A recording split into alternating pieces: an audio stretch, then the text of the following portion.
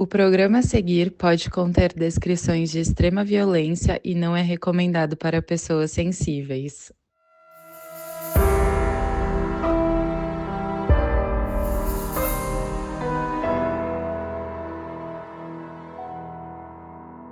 Eu sou a Mabê. E eu sou a Carol Moreira. Entre 2015 e 2021, 5 mortes chocaram uma pequena cidade no interior da Carolina do Sul. Durante anos, a polícia investigou os casos sem encontrar muitas respostas. Até que começaram a perceber que todos esses casos tinham uma coisa em comum. Algum membro da família mais poderosa da cidade estava sempre envolvido.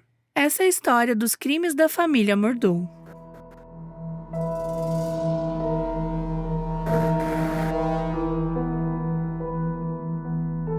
A cidade de Hampton fica no estado da Carolina do Sul, lá nos Estados Unidos, e a população é bem pequena. Hoje em dia não tem nem 19 mil habitantes, então é bem aquele lugar, né, que todo mundo se conhece. Mas ali existe uma família que se destaca mais do que as outras. Os membros da família Murdaugh trabalhavam como promotores da cidade há anos e o cargo ia passando de geração em geração. O primeiro foi o Randolph Murdaugh, em 1920. Quando ele faleceu, o cargo passou para o filho dele, o Randolph Murdaugh Jr., e depois para o filho dele, o Randolph Murdaugh III. Então, assim, uma família bem criativa com nomes, como podemos perceber. E claro, gente, como vocês também devem ter percebido, o cargo de promotor não é nepotismo, né, gente? Não é um cargo que você passa de pai para filho. Teoricamente, existiria uma votação.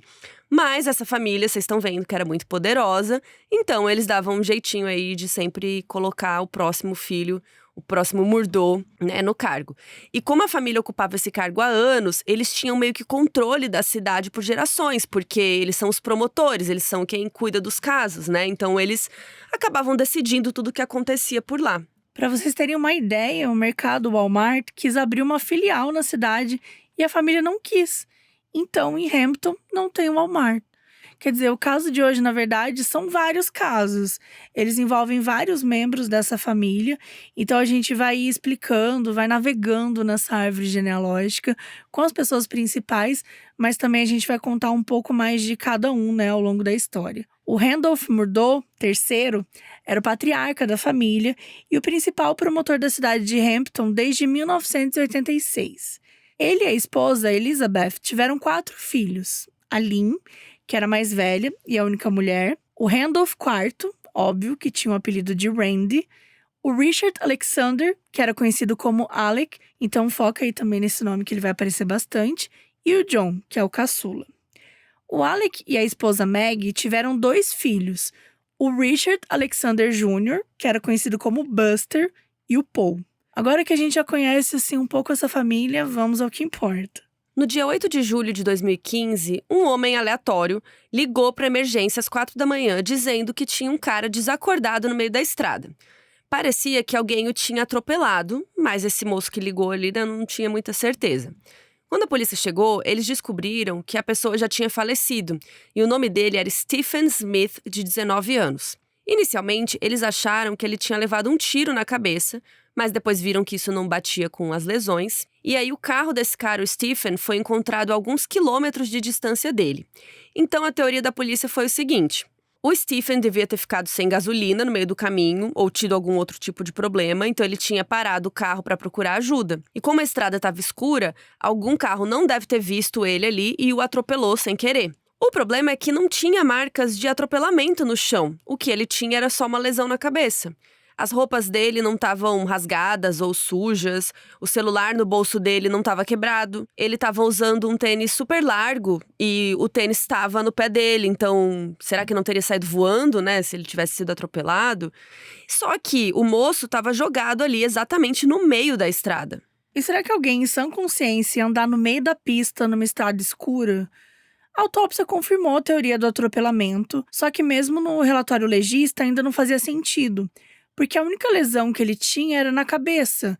E assim, como é que o carro tinha batido só na cabeça dele, né? Muito estranho. E aí um dos policiais responsáveis ali perguntou isso pra legista. E ela respondeu que não era o trabalho dela responder essa pergunta, era dele. E ela tá correta, Ela tá né? correta. É, porque ela tem que falar o que ela É o vê que ali no aconteceu. corpo. Quem tem É. que descobrir o que rolou, aí é a polícia, aí não tem nada a ver, né? Exatamente. Acho que muitas vezes eles querem. A impressão que dá é que só quer resolver o job logo. Só que você fala tá aí. falando de uma vida, né? O que a gente sempre Sim. discute. Não é o tipo de profissão que dá pra você resolver logo. Ah, não, fala que foi atropelamento, sabe? Vamos embora, né? Não é, foi o que ela tava vendo ali. E ela não tinha encontrado nenhuma evidência que apontava pra outra coisa. Então, a conclusão que ela chegou é que só podia ser atropelamento. E para tentar explicar essa teoria, a polícia diz que talvez ele tivesse sido acertado por um retrovisor de caminhão, que era uma coisa alta o suficiente para bater só na cabeça dele. O relatório também confirmou que o Stephen estava sóbrio. Isso acabou deixando mais dúvidas, né, para ele, porque assim, imagina que você tá numa estrada escura, tá vindo um caminhão, né? Então você provavelmente vai ouvir o barulho, ou vai, sei lá, ver o farol, você vai assustar e vai sair correndo. Só que se você tivesse sob efeito de alguma droga, né, de alguma substância, talvez fizesse sentido você tá mais lento, você não conseguir, né, se precaver e tal. Só que nesse caso ele tava sóbrio, então mais misterioso ainda. Será que havia a possibilidade de não ser um atropelamento acidental? Será que alguém tinha assassinado o Stephen? E aí, com essa suspeita, a polícia começou a entrar em contato com qualquer um que o conhecia, né? Pra ver se eles encontravam alguma coisa suspeita ali na vida dele e tal. E aí, o namorado do Stephen entrou em contato com a polícia, dizendo que tinha falado com ele um pouco antes dele falecer. Na ligação, o Stephen tinha dito que a gasolina dele tinha acabado e que ele ia andar pra pedir ajuda. Mas o sinal caiu e o namorado não conseguiu mais falar com ele.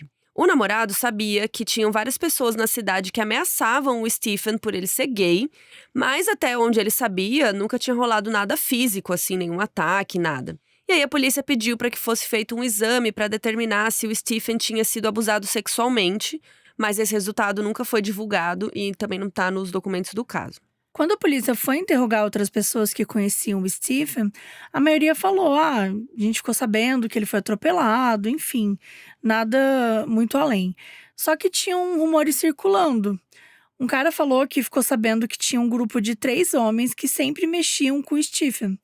E entre esse grupo estava o Buster Murdough, que era um dos netos. Ele era o filho mais velho do Alec. Ele estava com 19 anos nessa época, que era a mesma idade do Stephen. E os rumores também diziam que por trás das ameaças tinha algo acontecendo entre os dois.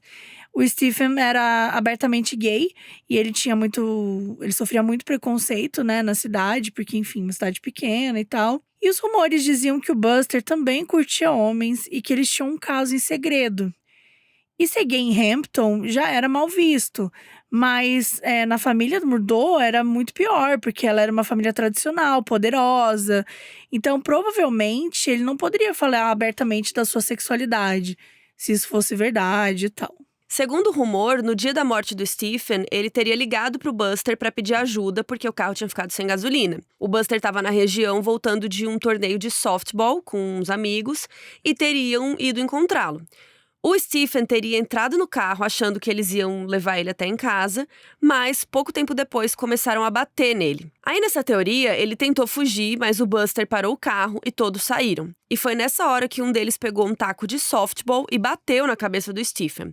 E por isso que ele foi encontrado no meio da estrada com uma lesão na cabeça, mas sem ter sido atropelado. E várias pessoas contaram esse rumor pra polícia. Eram pessoas que nem se conheciam, então tava estranho isso aí, né? E aí, ao mesmo tempo, o problema era que não tinha nenhuma prova de que isso era verdade, assim. Quando a informação começou a espalhar pela cidade, a população ficou com a impressão de que o foco da polícia mudou. Parecia que eles estavam mais preocupados em provar a inocência do Buster do que procurar, de fato, o que aconteceu ou quem teria matado o Stephen. Em nenhum momento o Buster foi interrogado pela polícia. Nenhum dos amigos que supostamente estavam com ele naquela noite foram interrogados. A polícia ligou pro Buster, ele não atendeu e ficou por isso mesmo.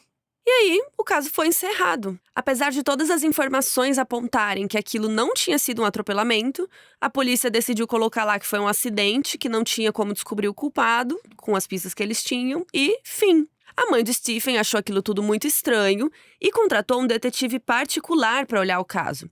Ela também deu uma entrevista para o jornal dizendo que sabia que o filho dela tinha sido assassinado e pedindo para as pessoas entrarem em contato se soubessem de alguma coisa. Claro que eles não podiam colocar o nome da família Murdough na matéria, porque eles iam receber um processo, né? Mas eles deram a entender que uma família influente poderia estar envolvida no crime. E aí, no dia 18 de dezembro, 5 meses depois da morte do Stephen, e pouco depois que essa matéria saiu, apareceu um homem dizendo que sabia exatamente o que tinha acontecido. Um cara chamado Daryl Williams entrou em contato com a polícia e contou que o enteado dele, o Patrick Wilson, tinha dito para ele que um amigo, o Sean Connelly, tinha atropelado o Stephen naquela noite. Que o Sean estava voltando para casa bêbado quando ele bateu em alguma coisa na estrada, mas não tinha visto o que era. No dia seguinte, ele tinha voltado lá e viu os policiais investigando, e foi aí que ele descobriu que tinha atropelado o Stephen. Ele tinha se sentido culpado, tal, ligado pro amigo, né, pro Patrick, para confessar, e o Patrick teria contado pro padrasto, né, pro Daryl, mas nenhum deles falou com a polícia na época. Até que o Daryl contou essa história para um conhecido dele, o Randy Murdaugh, o tio do Buster, e aí o Randy encorajou ele a contar pra polícia. E aí que a história fica mais estranha, gente. O Daryl estava sendo acusado de tentativa de homicídio por atirar contra o carro de uma família. E o Sean Connelly era uma das testemunhas. O tal amigo do enteado dele, que teria atropelado o moço, certo? O advogado do Daryl, nesse caso aí, trabalhava para a família Murdaugh e tinha sido indicado pelo Randy. Logo depois que o Daryl contou essa história do atropelamento para a polícia, a acusação sobre ele do outro assunto foi retirada pela promotoria. Ora, a mesma promotoria que era liderada pelo Randolph Murdaugh III, o avô do Buster. Então, para resumir, o Daryl supostamente sabia da culpa do Sean há meses e não falou nada. Mas assim que as acusações contra o Buster Murdaugh começaram a circular, ele resolveu contar para a polícia. E aí ele acusou a única testemunha do caso do homicídio contra ele e o caso foi encerrado logo depois. Então, assim, a impressão que fica é que uma mão lavou a outra, né? E assim, o Daryl se livrou da acusação dele, que ele precisava se livrar, e a família Murdaugh se livrou dos burburinhos, né? Mataram 2 coelhos com uma cajadada. Uma caixa d'água. Uma caixa d'água. E aí o Sean, então ele se tornou o principal suspeito da morte do Stephen. Só que a polícia disse pra mãe dele que era melhor ela continuar falando publicamente que era um acidente. Gente, sério, que surto. Eles falaram que não queriam que o assassino soubesse que eles estavam atrás dele. Só que depois da confissão do Daryl, o caso do Stephen esfriou e ninguém foi oficialmente acusado. Simplesmente ficou por isso mesmo.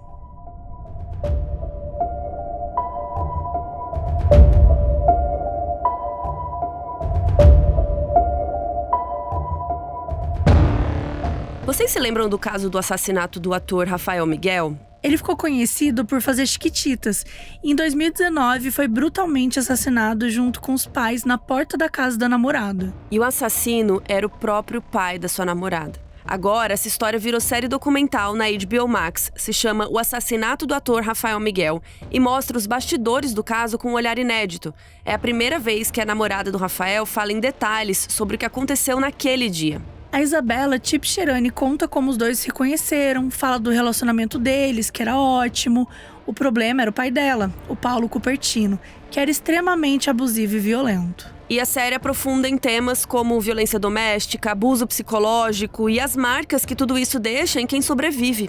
Eu mesma não sabia direito o contexto horrível que aquela família estava vivendo, né? O Cupertino era temido até no bairro. E a gente já viu o primeiro episódio, ele já tá disponível e realmente tá muito envolvente. E agora a gente quer ver o segundo logo, porque vai mostrar a busca pelo Cupertino, já que ele ficou 3 anos foragido. Chocante, gente. Foi uma das caçadas mais intensas da polícia de São Paulo. A série tem 3 episódios no total e vai trazer cenas exclusivas do julgamento, tá? Então eu tô bem curiosa pra ver como tudo isso se desenrolou. O primeiro episódio já tá disponível na HBO Max.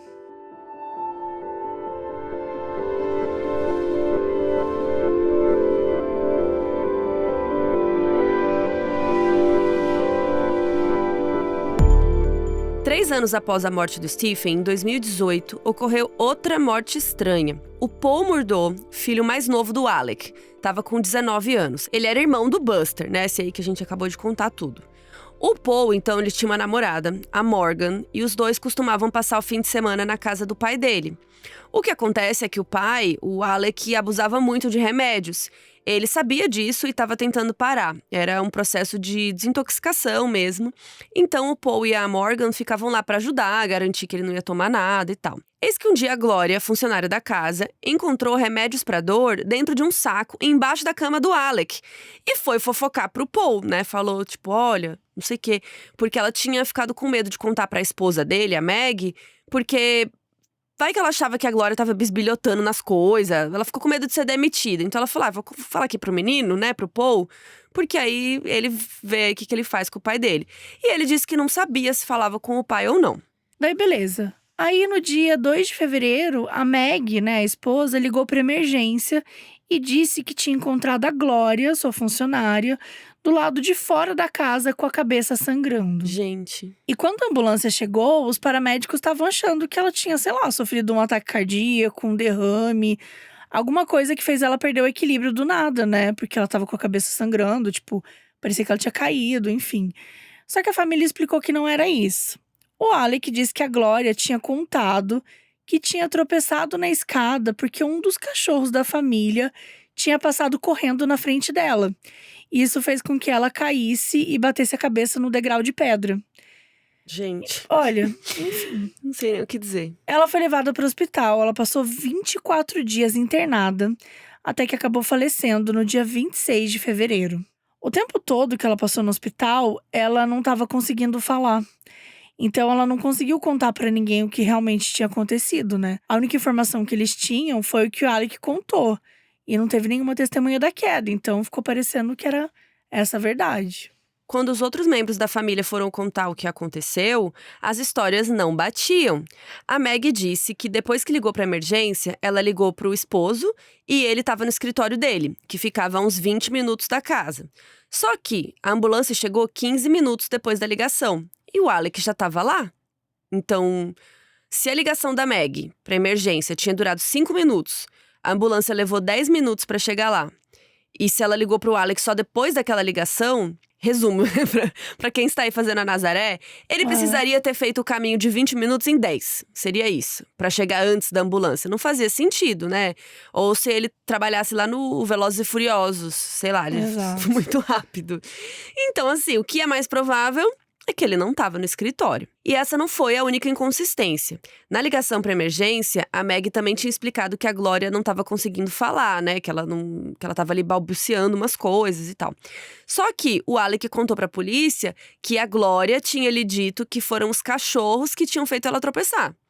E ele foi o único que ouviu ela falar qualquer coisa depois do acidente. Que coincidência, porque mesmo depois do hospital, né, ela nunca se recuperou pra voltar a falar. Ela falou só ali pra ele. Só ali naquele momento com ele, depois voltou Que a passar sorte, mal, né? e não consegui falar. E bom, se tudo isso já é estranho o suficiente, depois que as coisas vão piorando. O famoso até aí tudo bem, nada bem. O próprio Alex sugeriu que a família da Glória o processasse pela morte dela, para que eles pudessem ganhar um dinheiro. E como tinham sido os cachorros, né, que fizeram ela tropeçar, ele podia entrar em contato com o seguro da casa. E eles iam pagar a indenização. O Alec, então, se ofereceu para arranjar um advogado para a família lá da Glória. E esse advogado era o Corey Fleming, o mesmo cara que estava representando o Daryl Williams. Lembra? O homem que contou para a polícia que, do nada, ele sabia quem tinha atropelado o Stephen, que tinha outro caso, né, aquela da mão que lavou a outra, enfim. E aí, a família da Glória conhecia o Alec há muito tempo, né? Porque ela trabalhava para a família há 20 anos. Então, eles confiavam, né, nele. E aí ficou combinado que o advogado ia abrir o processo. Mas a família não podia contar para ninguém que eles tinham feito esse acordo. Porque senão ia dar problema. O processo foi aberto, o seguro concordou em pagar mais de 4 milhões de dólares para cobrir a indenização e a conta do Hospital da Glória. O valor foi pago ainda em 2018. Mas a família da Glória não ficou sabendo. Isso porque o seguro mandou o dinheiro para o advogado, que colocou no processo que ele era o representante financeiro da família. E o querido do advogado, ao invés de avisar a pobre da família e mandar o dinheiro para eles, ele mandou para quem, Mabê? Pro Alec. Ou seja, o Alec falou para a família, me processa aí que vocês vão ganhar um dinheiro. Mas aí ele mesmo ficou com o dinheiro. Cara… Quê? O nome disso é o quê? Golpe? Eu não sei. É algum tipo de fraude, com certeza. Porque A família, gente, nem sabia que isso estava acontecendo, porque eles estavam esperando lá o processo, não sabia, né? Umas pessoas mais simples, assim. Eles acharam que ia demorar uns anos, então tava lá, confiando que o advogado querido ia avisá-los quando rolasse alguma novidade. Enquanto isso, o Alec tinha ganhado milhões de dólares com a morte da funcionária, sem ninguém saber.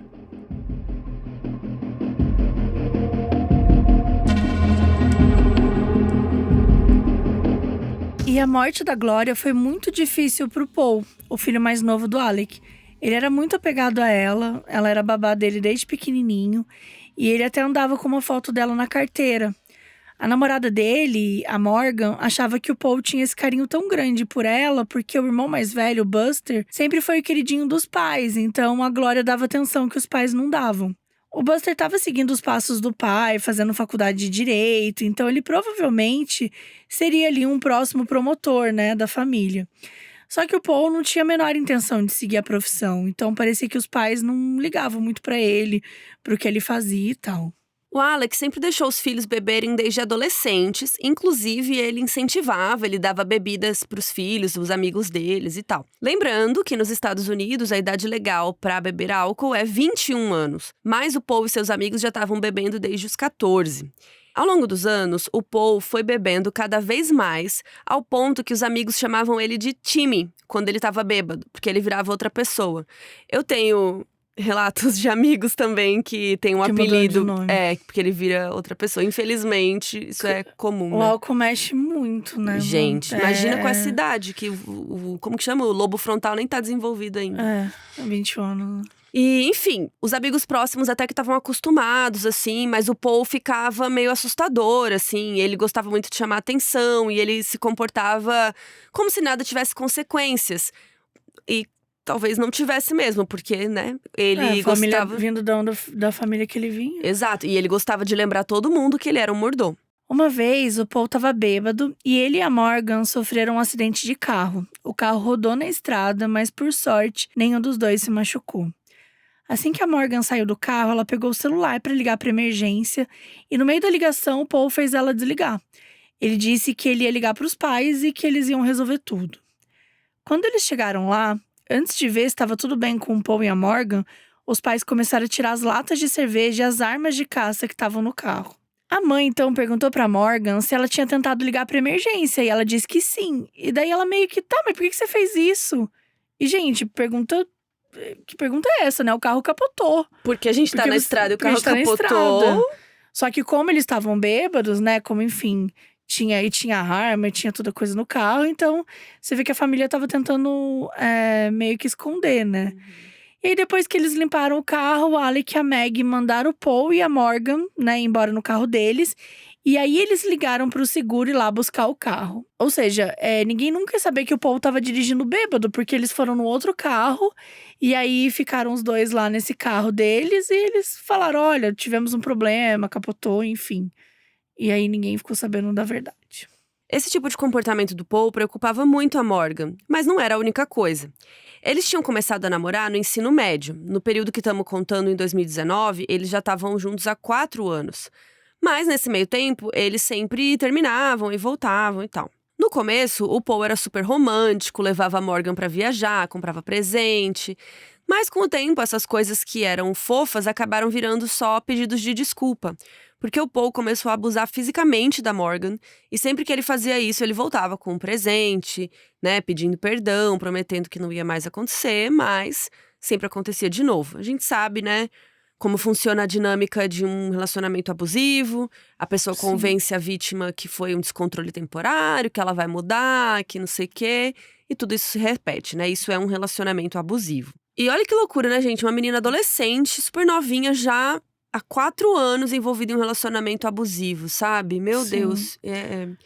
Sem condições de lidar, né? De compreender o que estava vivendo. É muito chocante, assim. E, enfim, ela não contava pra ninguém, né? Mas ela começou a desconfiar que a sogra dela sabia. Talvez até por experiência própria. Uma vez, a Meg contou pra Nora que teve uma época que os avós do Paul estavam com problemas matrimoniais. o Randolph Bourdeau III, né? O promotor mais velho aqui da história, o vovozinho lá e a esposa dele. A esposa dele queria pedir o divórcio, mas ele não queria aceitar.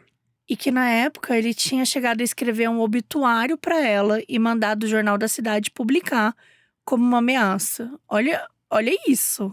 Chocante. Cara, e a Meg não disse diretamente, mas a Morgan sentiu que ao contar essa história, né, era meio que avisar pra ela onde ela tava se metendo.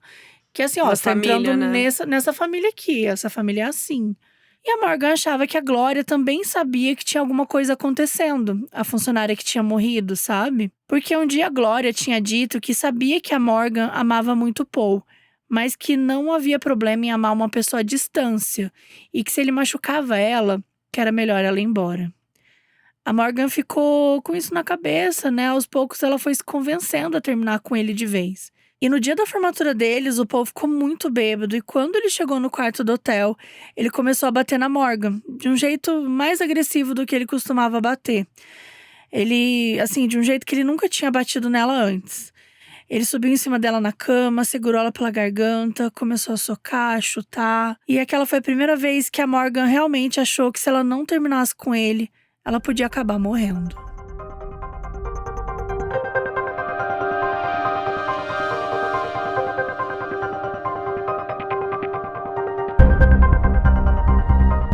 No dia 23 de fevereiro de 2019, o Paul e os amigos decidiram ir para uma festa. Como o Paul estava querendo beber, ele não queria ir de carro, porque ele sabia que a polícia, né, ia ficar de olho e tal. Então, ele achou melhor eles irem de barco. Então ia ser o Paul e a Morgan, né, o casal, e mais 2 casais de amigos, o Anthony e a Mallory, e o Connor e a Miley. E eles chegaram na festa por volta das 8 da noite e decidiram ir embora, já era meia-noite. Várias pessoas falaram que estava muito tarde para eles voltarem de barco, porque estava muito escuro. Até ofereceram carona de carro para eles e tal. Mas o Paul não queria deixar o barco lá para pegar depois, porque ele mesmo que foi pilotando, né? Tipo, não tinha um motorista, um chofer, nada. E os amigos não queriam deixar ele voltar de barco sozinho, então todo mundo acabou meio que, vamos lá, tal, e entraram no barco. Ai, gente, não façam isso, juro. Se a pessoa quer se arriscar, o problema é dela, cara. Uhum. Quantidade de vezes que a gente vê isso, sabe? Que a pessoa é orgulhosa, porque a pessoa, sabe, não aceita. Não, eu que vim dirigindo, eu que vou dirigindo. Não entrem Azar o nessa, seu. gente. Deixa a pessoa se fuder sozinha. Quer dizer, melhor nem… se puder impedir que ela entre, né? Porque o problema de se fuder sozinha é que as pessoas acabam batendo o carro em outras, né? Em outras pessoas, Atropelando gente na rua, enfim. Então, a gente, o máximo que puder, deixar essas pessoas longe do carro. É muito grave isso, gente. A gente tem que tomar muito cuidado mesmo ao dirigir. Barcos também. Barcos também, exato. Imagina dirigir um barco bêbado. No escuro. No escuro, que é um absurdo. E aí, no meio do caminho de volta, o Paul e o Connor decidiram que eles queriam beber mais ainda. Então, eles pararam numa marina e foram para um bar. Os dois entraram, enquanto o resto do pessoal ficou ali na marina conversando. Nessa hora, o Anthony pensou que seria uma boa pegar um Uber, porque eles já estavam bem mais perto de casa. Quando o Paul e o Connor saíram do bar 15 minutos depois, o Anthony fez a sugestão do Uber. Mas o Paul, mais uma vez, não quis deixar o barco. De volta pro caminho de casa, o Paul começou a tentar ser engraçadinho, ficar rodando com o barco, fazendo umas manobras. Só que ninguém tava nessa onda, tava todo mundo só querendo voltar pra casa. Começou então uma briga e o Anthony e o Connor falaram pro Paul deixar um deles comandar o barco, porque ele tava muito bêbado, já tava ficando perigoso. Só que o Paul disse que o barco era dele e que só ele podia pilotar. E no meio da briga com os meninos, o Paul ficou puto com a Morgan e perguntou por que ela não tava defendendo ele. E ela disse que não ia defender, porque era inacreditável o jeito que ele tava se comportando. E aí, sabe o que ele falou, gente? Sabe o que é inacreditável? Que o seu pai não ganha dinheiro suficiente pra sustentar a sua família. E deu um tapa na cara da Morgan, na frente de todo mundo, tipo, do nada. Completamente descontrolado, o Paul acelerou o barco com tudo, sem olhar pra onde ele tava indo. E aí, às 2h17 da manhã, eles bateram em uma ponte. A Morgan e a Miley estavam sentadas na frente do barco. O Paul e o Connor estavam logo atrás, com o Paul no volante. E lá na última fileira, o Anthony e a Mallory. Com o impacto, a Morgan voou para frente e ficou com a mão presa entre o barco e a ponte. O Connor caiu no chão e bateu a boca no suporte de metal das varas de pescar. O Anthony tentou segurar a Mallory para ela não cair na água, mas os dois acabaram voando, né, do barco juntos. Quando ele nadou para a superfície, ele viu que os outros 4 estavam dentro do barco, mas nenhum sinal da Mallory, que era a própria namorada dele, né? E enquanto todo mundo nadou até a margem para ligar para emergência, o Anthony continuou dentro da água procurando a namorada. Tava muito escuro, a correnteza estava muito forte, então era quase impossível de ver qualquer coisa, mas ele não desistiu. Ele só saiu de lá quando a ambulância e a polícia chegaram, porque ele teve que ser interrogado. O Connor tinha ligado para emergência, mas o Paul, como sempre, ligou para a família primeiro. Os policiais perguntaram o que tinha acontecido, e todo mundo contou a mesma história. O Paul estava comandando o barco e eles bateram na ponte. Menos o Paul, porque na hora dele, ele disse que quem estava pilotando era o Connor. E assim, ele achou mesmo, né? Que 4 pessoas contando uma história, ele contando uma história completamente diferente. Enfim, todo mundo ligou para os pais para contar e eles foram até o local do acidente ali encontrar os filhos. A mãe do Anthony tinha o telefone da mãe da Mallory, né? Mas ela nem sabia o que dizer pra ela, porque a menina estava desaparecida. Então ela falou pra polícia que achava melhor eles ligarem. E o policial disse que não ia ligar, porque eles não sabiam de nada ainda e poderia causar pânico à toa. Mas sim, tem que causar pânico, sim, tem que ligar. Como Oi? assim? Eu nunca vi isso. Pra vocês verem como essa família é poderosa, né, gente? Como assim a polícia, né? Ah, não, vamos esperar. Vamos entender o que A menina voou de um aconteceu, barco e tá cara. desaparecida, você não vai falar pra família Na dela. madrugada, tá tudo escuro. Olha. Pelo amor de Deus, uma falta de respeito. Os pais dela só ficaram sabendo porque alguém passou pela região, viu que tinha um acidente e contou pra avó da Mallory, que ligou pra mãe dela pra poder contar. Quando os pais chegaram lá, a polícia explicou que a maioria dos meninos tinha ido pro hospital, mas que eles não tinham conseguido encontrar a Mallory ainda. O único que não tinha ido pro hospital era o Anthony, o namorado dela, porque ele continuou entrando e saindo da água pra procurar pela Mallory, gente. Os paramédicos falaram que tinha algo errado com o ombro dele, né? Que ele precisava ser cuidado, mas ele se recusava a sair da água sem ela. No hospital, o Alec e o Randolph, que é o pai, né, e o avô do Paul, eles encontraram com ele e já começaram a tentar resolver a situação. Assim como ele tinha falado pra polícia, o Paul disse pra eles que quem estava comandando o barco era o Connor. Então eles resolveram usar isso a favor deles. O Connor estava a caminho da cirurgia. Ele estava com um corte muito profundo na lateral da boca e ele estava com o maxilar quebrado. E aí, nesse momento que ele estava indo para a cirurgia, o Alec pediu para as enfermeiras esperarem um pouquinho, porque ele queria falar com ele.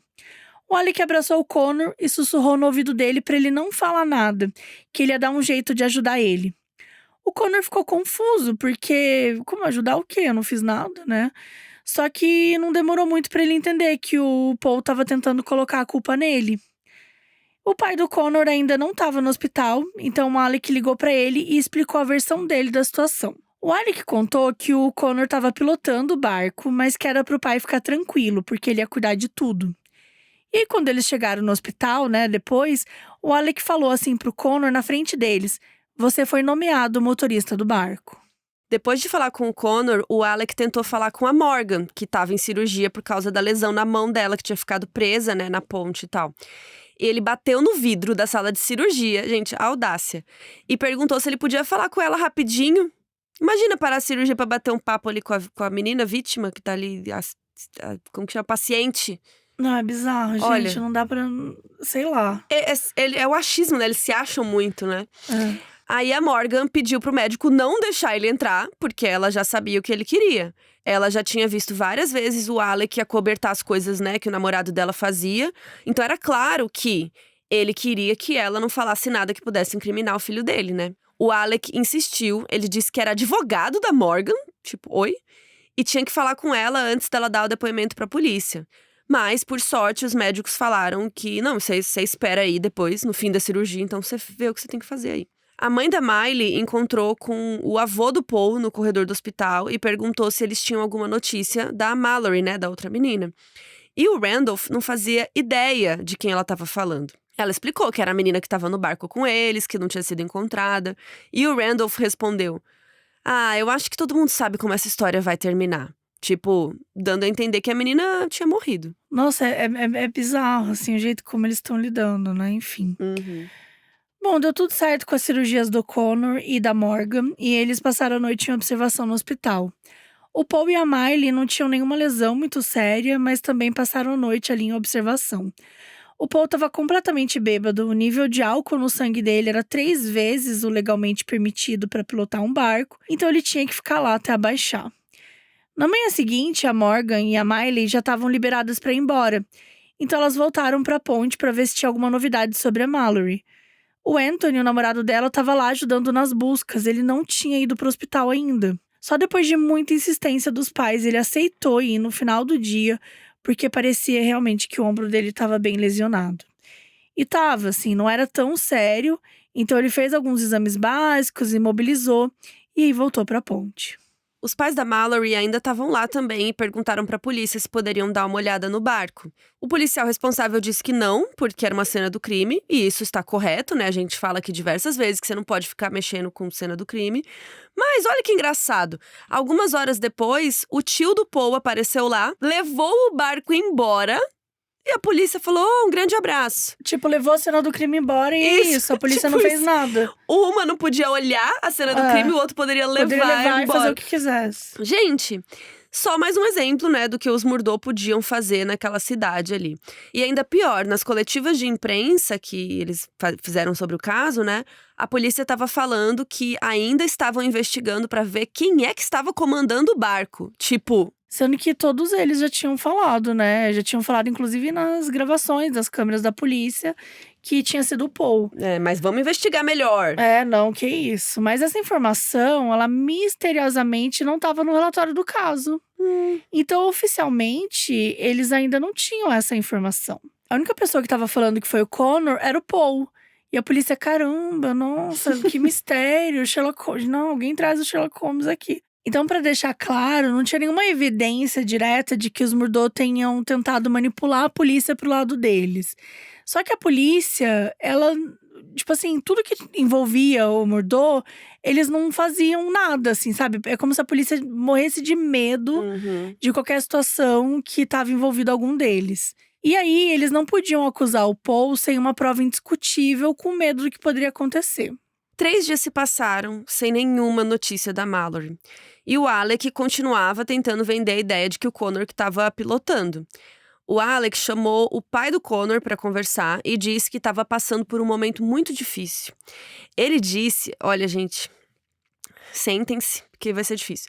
Ele disse que nem conseguia ficar triste pelo desaparecimento da Mallory porque ele estava preocupado demais com o que ia acontecer com o Paul. Cara, como você tem coragem de falar isso em voz alta? Olha, é chocante, porque ele tá preocupado que o menino tava dirigindo bêbado e vai se fuder. Exato. A menina provavelmente morreu faz 3 dias. Da porra do seu filho, cara. Tipo, né? E ele falou que o único jeito dele se acalmar era sabendo o que o Connor pretendia falar pra polícia. Porque se o Connor estivesse pilotando, o Alec ia arrumar um ótimo advogado pra ele. Um cara chamado Corey Fleming. Lembram dos 2 primeiros casos? Gente, aquele querido? Mas ele é o Saul Goodman deles, né? Tipo assim, isso. Meu Deus. Só que o pai do Connor, né, falou: olha, meu filho vai contar a verdade, seja lá qual ela for. Correto. Quando o Connor ficou sabendo dessa conversa, ele falou pro pai que ele tava com medo dos Murdaugh matarem. Pra, tipo, sei lá, jogar a culpa nele sem ele nem poder se defender. Para os pais da Mallory e dos outros envolvidos no acidente, não parecia que a polícia estava se esforçando muito para encontrá-lo. Eles tinham aquela sensação de que a polícia estava fazendo de tudo para não incriminar a família Murdaugh. E se eles não achassem a Mallory, era muito mais difícil que o Paul fosse acusado pela morte dela. Afinal, ela só desapareceu. Então era meio que eles estavam, sei lá, enrolando ou fazendo um trabalho mal feito, sabe? Ao mesmo tempo garantia que ninguém se prejudicava. Só que na semana depois do acidente, no dia 3 de março, eles encontraram o corpo da Mallory Beach, de 19 anos. Só que não foi a polícia, foi um grupo de pescadores, a 8 quilômetros de distância do local do acidente. Agora que a Mallory tinha sido encontrada, o caso era oficialmente de homicídio e não tinha mais como ficar enrolando para descobrir quem estava pilotando a porcaria do barco. Então foi feita uma reconstrução do acidente baseada nas lesões de cada um para entender onde eles estavam sentados. A Miley e a Morgan estavam na frente, mas como a Miley estava com as pernas apoiadas no barco, quando ele bateu, ela não voou para frente. Mas a Morgan voou e ela ficou com a mão presa entre o barco e a ponte, que causou aquela lesão na mão dela. Na última fileira, estavam o Anthony e a Mallory, o casal. E na hora do impacto, né, imaginam, vem numa velocidade, assim, a parte de trás do barco levantou, né? Tipo, o bumbum do barco fez pra cima, assim, e os dois saíram voando na água. A autópsia da Mallory mostrou que ela tinha uma lesão na cabeça, e isso significava que provavelmente ela tinha batido a cabeça na própria ponte, desmaiado, e por isso que acabou se afogando. No meio estavam o Paul e o Connor. Do lado direito do barco ficava o suporte de varas de pescar, que o Connor tinha cortado a boca, e do lado esquerdo ficava o volante. Então não tinha como o Connor estar dirigindo do lado esquerdo, se ele cortou a boca no lado direito. Agora que o piloto tinha sido confirmado, a polícia não teve escolha a não ser apontar o Paul Murdaugh, de 20 anos, como responsável. No dia 18 de abril, 2 meses depois do acidente, o Paul foi acusado de pilotar um barco embriagado, causar a morte da Mallory e as lesões do Connor e da Morgan. O Paul se apresentou no tribunal, se declarou inocente das acusações e o juiz estabeleceu uma fiança de $50 mil. Ele não passou nenhum dia preso.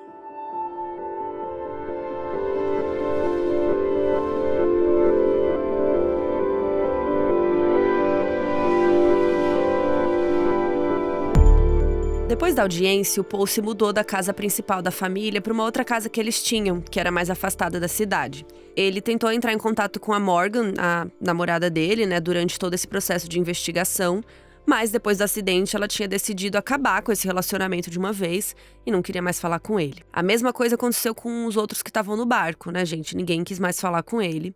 Então o Paul começou a andar com outras pessoas e voltou a viver a vida normalmente, como se nada tivesse acontecido. Esses ex-amigos aí do acidente viram outras pessoas postando no Snapchat que estavam em festas na casa do Paul, todo mundo bebendo, uma palhaçada lá. Aliás, né, o que ainda era ilegal pra ele, porque ele tinha 20 anos, então também era contra a lei ele estar bebendo. E mesmo que ele fosse maior de idade, ele não podia, né, porque ele estava em liberdade condicional, só lembrando, porque ele tinha cometido um crime enquanto bêbado, né? Enfim. E a polícia também uma vez encontrou ele no barco da família, cheio de bebidas, pronto para ir para uma festa com os amigos. E eles não fizeram nada, ignoraram. Ou seja, o Paul estava sendo acusado de dirigir um barco bêbado e causar a morte de uma pessoa, e já estava ali de novo pronto para ficar bêbado e dirigir um barco novamente. Ele também foi parado por ultrapassar o limite de velocidade na estrada, pagou uma multa, ficou tudo certo. Assim, aparentemente ele podia fazer muitas coisas, né? Na liberdade condicional. Uhum. É a liberdade condicional mais livre que eu já vi na vida. Mais liberta mesmo. É. E, então, assim, ele não estava recebendo aí o mesmo tratamento de um acusado normal, porque, né, imagina, gente, ele já era para ele ter voltado, ter sido preso, enfim. E aí, enquanto esperavam o julgamento, outros problemas começaram a acontecer com a família Murdaugh, ao longo aí de 2 anos depois do acidente. O Buster, o irmão do Paul, ele foi expulso da faculdade por plágio. Como a gente contou, ele era o irmão que estava tentando seguir os passos do pai, ser advogado. Então, ele ser expulso da faculdade foi um baque muito grande para a família. Além disso, estava rolando uma tensão no casamento do Alec com a Maggie, os pais desses dois, né? Ela começou a perceber que tinha alguma coisa errada com as contas da família, que coisas não estavam sendo pagas, números não estavam batendo. Então, ela contratou um contador para dar uma olhada. E parece que o que ela encontrou foi bem sério, porque começaram rumores que ela entrou em contato com um advogado para entrar com um pedido de divórcio. Aí, no dia 7 de junho de 2021, as coisas pioraram para o Alec. Uma das sócias do escritório de advocacia o chamou para conversar, porque ela tinha descoberto que o Alec estava roubando dinheiro dos clientes. E durante essa conversa, o Alec recebeu uma ligação do hospital que o pai dele estava lá e que o estado dele era considerado bem grave. O pai dele era aquele Murdaugh mais velho e tal. E aí ele conseguiu despistá-lo e voltou para casa. E o que aconteceu a seguir é do ponto de vista do Alec. Ele chegou em casa por volta das 7 da noite e, como ele estava muito cansado, ele tirou um cochilo e acordou meia hora depois. E assim que ele acordou, ele olhou para casa e ele não viu a esposa nem o Paul, que estava passando uns dias por lá. Só que como a propriedade era grande, ele achou que eles podiam estar lá do lado de fora, em outro lugar e tal. Até que quando deu 8 horas da noite, ele mandou uma mensagem para Meg dizendo que ele ia passar na casa dos pais dele. Ele voltou para casa às 10h20 da noite. E foi aí que ele encontrou perto do canil dos cachorros a esposa e o filho mortos.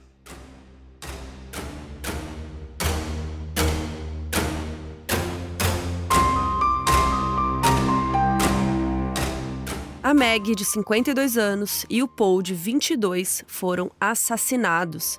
Ela tinha levado tiros de rifle AR-15 no peito e nas costas, e pela posição do corpo, parecia que ela estava fugindo do atirador. Já o Paul tinha levado tiros de espingarda no peito, no pescoço e na cabeça. O Alec ligou para a polícia desesperado e quando eles chegaram, ele começou a explicar que o Paul tinha sofrido um acidente de barco anos antes e que ele estava sendo ameaçado. E ele tinha certeza que era por isso que o filho tinha sido assassinado. E a polícia manteve todos os detalhes sobre o que estava acontecendo em sigilo. A população não tinha quase nenhuma informação. Eles não deram entrevista, não fizeram coletiva de imprensa. Foi só uma declaração dizendo o básico ali e garantindo que os cidadãos não estavam em perigo. E os membros da família Murdaugh também foram muito discretos, porque além da morte da Maggie e do Paul, eles ainda estavam passando por outro momento difícil. O Randolph Murdaugh, né, o pai do Alec, que tinha ido lá para o hospital, enfim, ele morreu 2 dias depois, aos 81 anos de idade. Então, 10 dias depois do assassinato, os 2 irmãos do Alec deram uma entrevista dizendo que estava sendo um momento muito difícil para a família, principalmente porque eles não faziam ideia de quem era o assassino. O que eles sabiam era que o Paul estava recebendo várias ameaças, mas eles não sabiam de quem. E aí, antes do crime, eles não acharam que a pessoa fosse realmente tentar machucar o Paul, mas que agora era claro que o autor das ameaças estava envolvido na morte dele e da Maggie. Para tentar descobrir informações, o Alec e o Buster, né, o outro filho que sobreviveu aí, eles ofereceram uma recompensa de $100 mil para quem tivesse alguma informação que levasse à prisão do assassino. Quando divulgaram sobre as ameaças na mídia e tal, a mídia logo fez a conexão que podia ter alguma coisa a ver com a morte da Mallory, do acidente de barco. E o julgamento do Paul pela morte da Mallory ainda não tinha acontecido, mesmo depois de 2 anos, né, que geralmente é o tempo ali que leva. Então, a teoria era que os pais dela tinham cansado de esperar que a justiça fosse feita e resolveram fazer algo a respeito. Ou, se não fossem os pais, outras pessoas que estavam no acidente de barco também seriam suspeitas. Aí, a polícia apareceu no trabalho do Anthony, o namorado da Mallory, pedindo para ele ir até a delegacia para provar que ele tinha um álibi para aquela noite. Eles também foram até a casa da Morgan, a ex-namorada do Paul, dizendo que precisavam de amostras de DNA dela, fios de cabelo e saliva. Mas não encontraram nada que ligasse nenhum deles ali à cena do crime. 15 dias depois do assassinato da Maggie e do Paul, a polícia anunciou que ia reabrir a investigação da morte do Stephen Smith. Gente, lembra aquela primeira morte que a gente trouxe do rapaz de 19 anos, que era gay, que ele foi encontrado na estrada com uma lesão na cabeça, que os rumores indicavam algum envolvimento do Buster, enfim. A polícia disse que, enquanto eles estavam procurando pistas, eles acabaram encontrando novas informações sobre esse caso aí do Stephen. Mas eles nunca explicaram o que foi que encontraram, né? O que poderia ser importante o suficiente para reabrir o caso depois de 6 anos. No dia 3 de setembro de 2021, o Alec anunciou que tinha saído da empresa de advocacia onde ele trabalhava. Os sócios tinham descoberto que ele estava roubando dinheiro dos clientes mesmo e obrigaram ele a pedir demissão. Isso já estava rolando há anos e o Alec já tinha roubado milhões de dólares. Então, assim, só para recapitular, porque é muito crime, né? Nos últimos 2 anos, o filho mais novo estava sendo investigado por homicídio e depois apareceu morto. O mais velho tinha sido expulso da faculdade. A esposa estava pedindo divórcio e depois apareceu morta também. E agora ele tinha sido demitido da própria empresa por roubo. A vida do Alec Murdaugh estava um desastre. E para piorar, no dia seguinte, o Alec estava trocando o pneu do carro no meio da estrada, quando do nada apareceu um cara e deu um tiro na cabeça dele.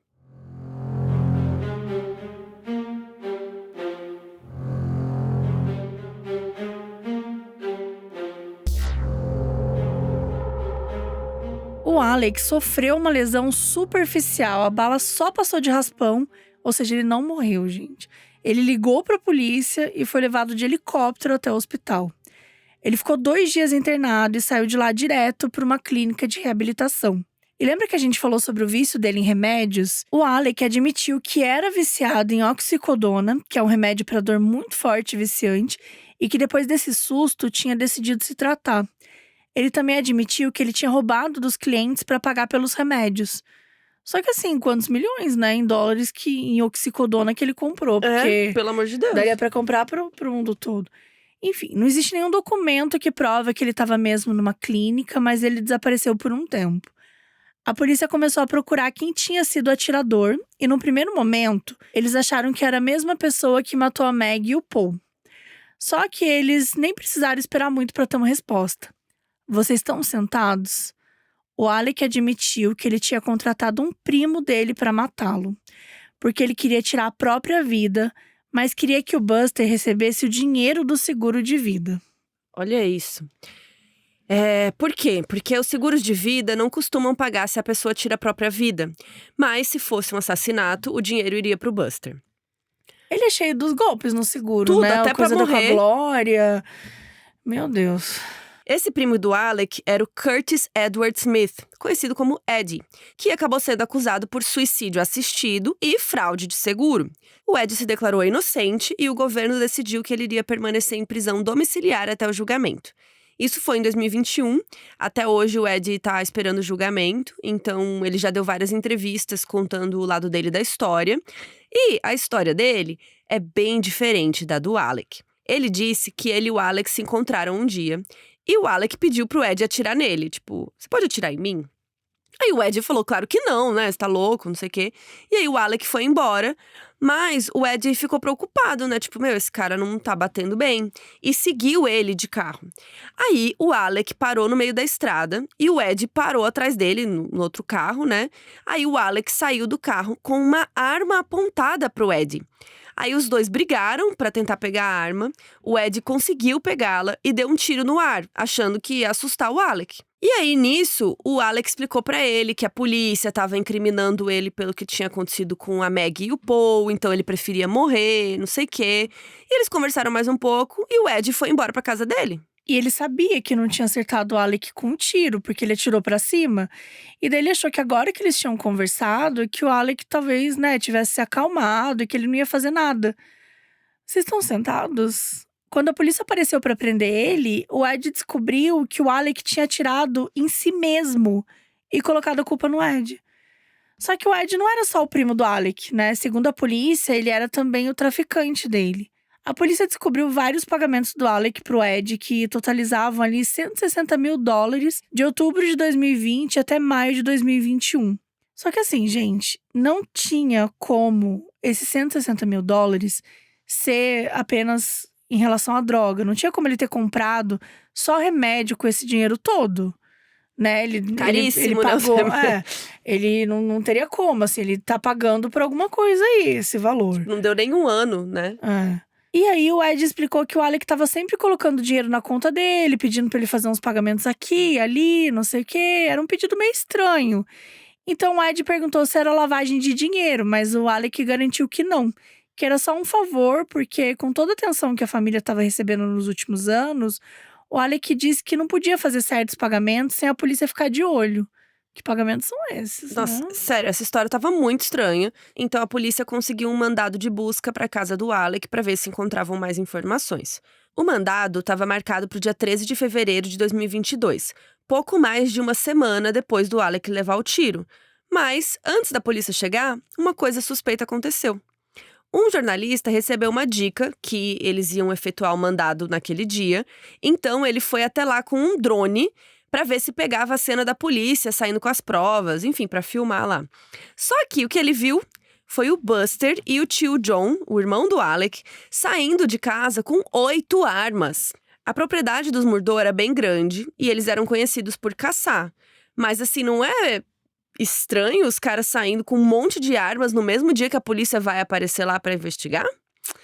Inicialmente, o jornalista achou que talvez eles estivessem tentando se livrar da arma que tinha sido usada para atirar no Alec. Só que ele olhou ali e as armas não eram do mesmo tipo. Mas entre elas, estavam 2 armas iguais às que mataram a Meg e o Paul.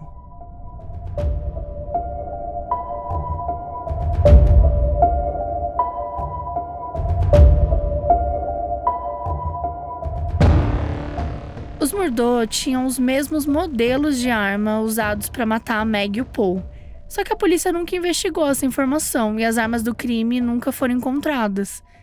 Quando a informação foi divulgada pelo jornalista, isso colocou uma pulga atrás da orelha das pessoas. Será que o Alec estava realmente falando a verdade sobre o que tinha acontecido na noite do assassinato? E as suspeitas sobre o envolvimento do Alec em outros crimes só pioraram quando os jornalistas foram investigar por conta própria. Eles descobriram que o atestado de óbito da Glória, aquela funcionária dos Murdaugh, dizia que ela tinha morrido de causas naturais, apesar dela ter supostamente tropeçado.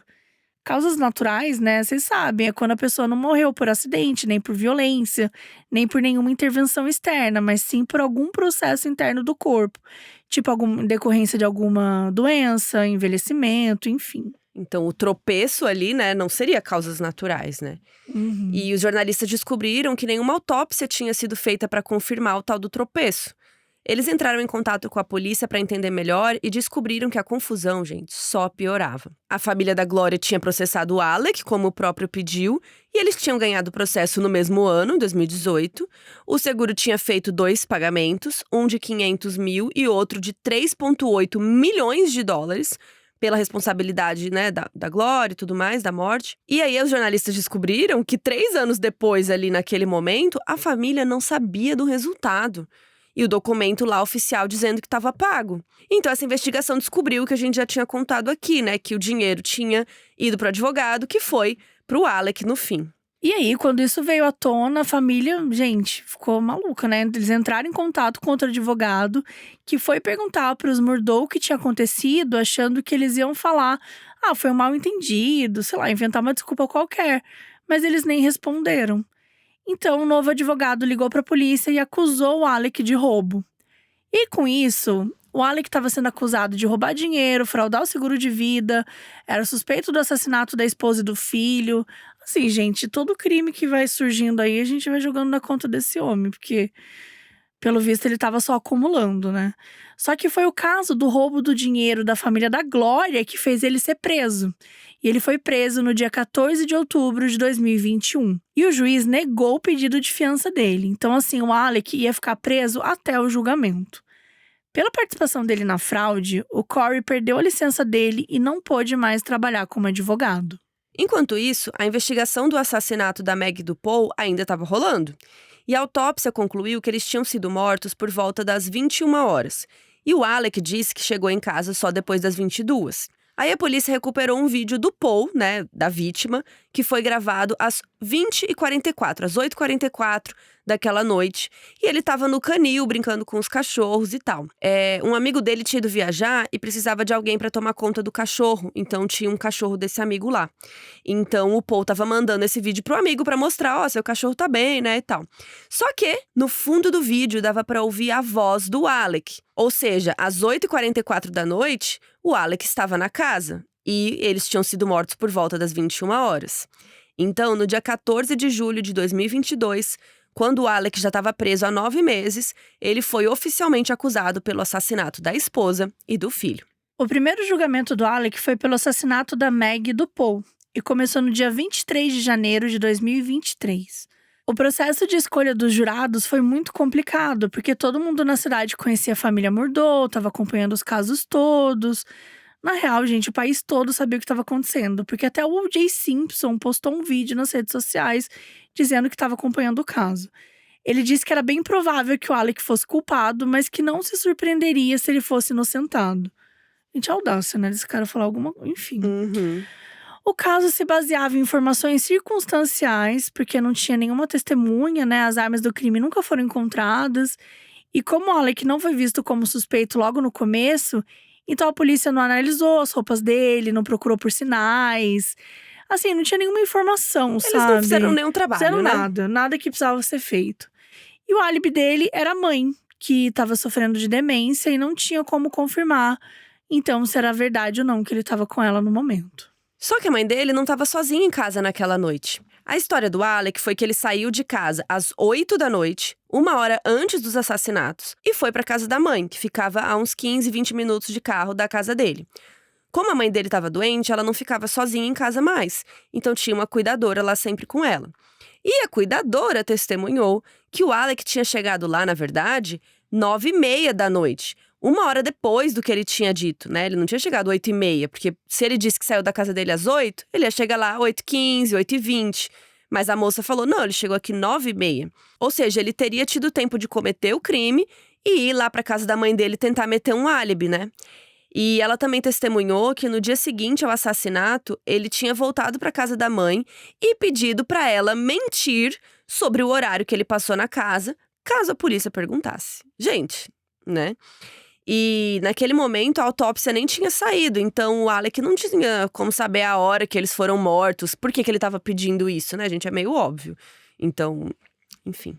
A defesa do Alex se baseava no fato de que ele não tinha nenhum motivo para matar a esposa e o filho. Fazia muito mais sentido se fosse uma pessoa querendo a vingança pela morte da Mallory, ou que fosse alguém querendo se vingar dele mesmo, como por exemplo o Ed, o primo que ele acusou de ter atirado nele. Então assim, né, a defesa tava lá, né, jogando para todos os lados para ver se encontrava outra pessoa para culpar que não fosse o próprio réu, né, sem nem prestar atenção, assim. Porque, gente, se o assassinato da família foi antes do esquema do suicídio, né, o Ed ia tá se vingando do quê? Se nem tinha acontecido o tiro ainda.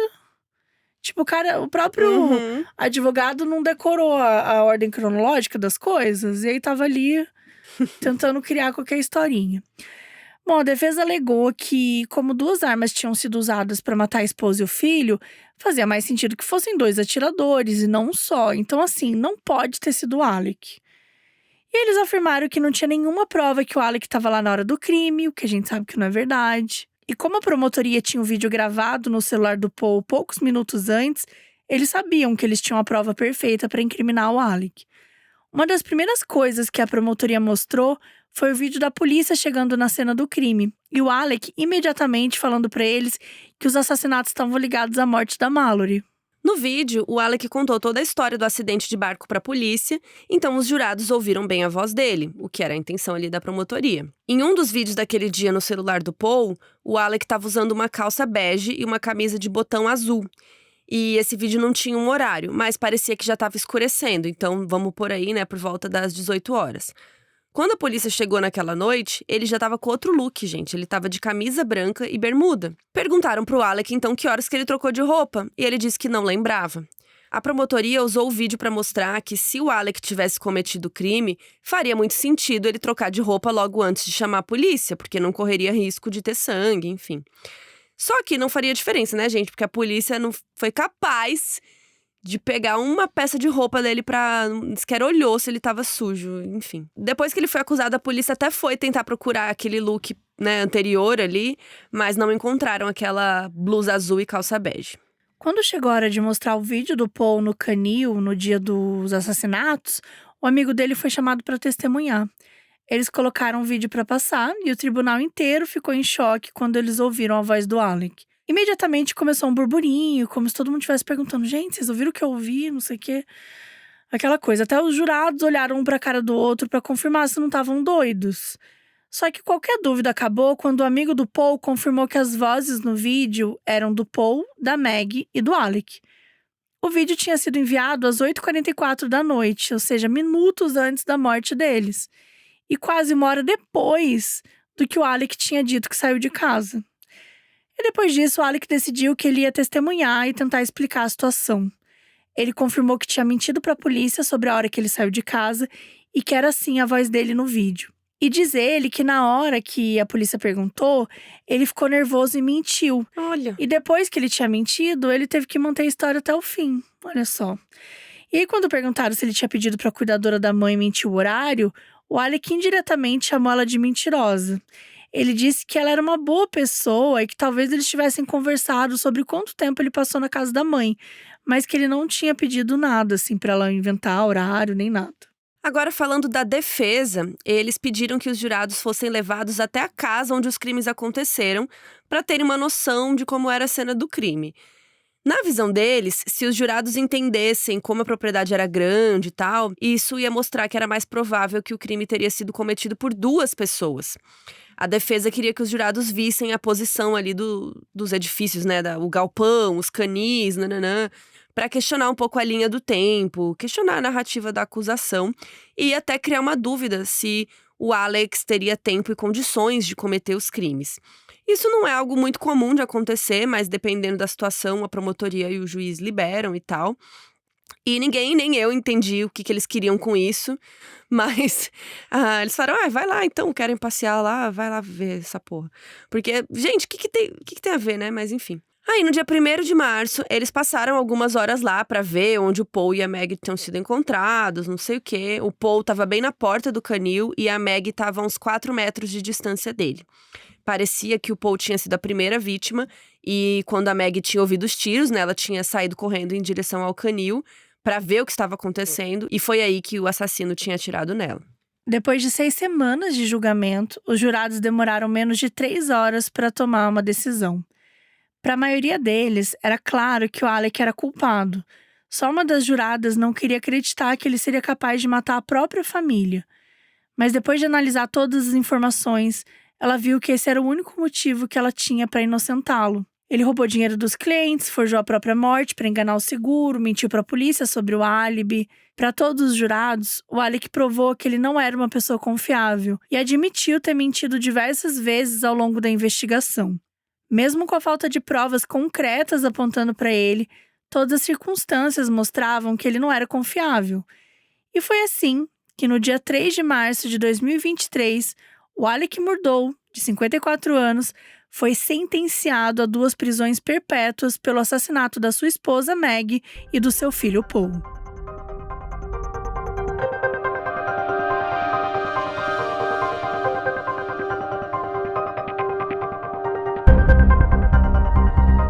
Em novembro de 2022, a HBO lançou um documentário de 3 episódios, Low Country: The Murdaugh Dynasty.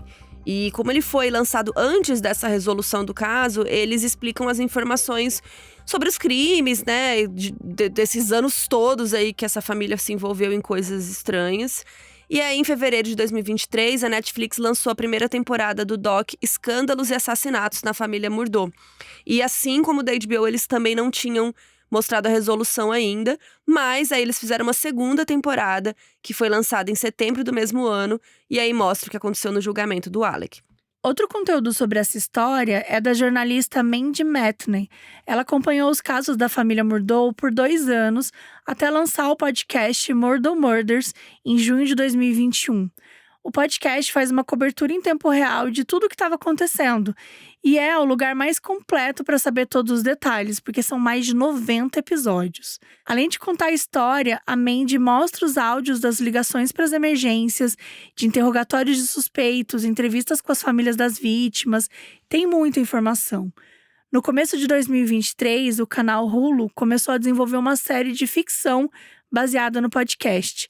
A série ainda não foi lançada, mas anunciaram que o Jason Clarke vai fazer o papel do Alec e a Patricia Arquette vai ser a Maggie. No dia 22 de março de 2023, foi anunciado que a morte do Stephen Smith tinha sido oficialmente dada como homicídio e não um atropelamento acidental. Mas, até agora, misteriosamente, a polícia não acusou ninguém pelo crime. O Buster divulgou uma declaração negando o envolvimento dele na morte do Stephen e afirmando que naquele dia ele estava na casa de praia da família com a mãe e o irmão.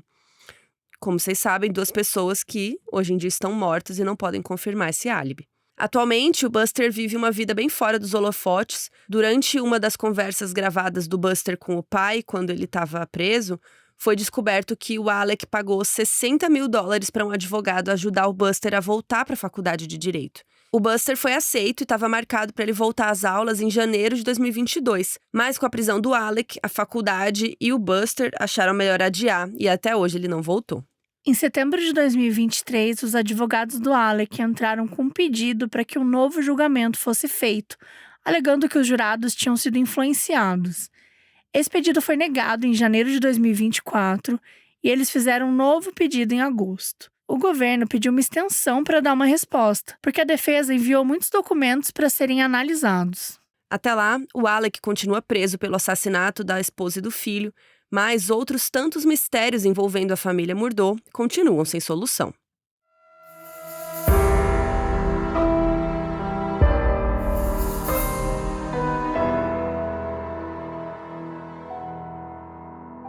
O áudio no início do episódio é da Luísa Salvoni. Um beijo e obrigada por apoiar a gente.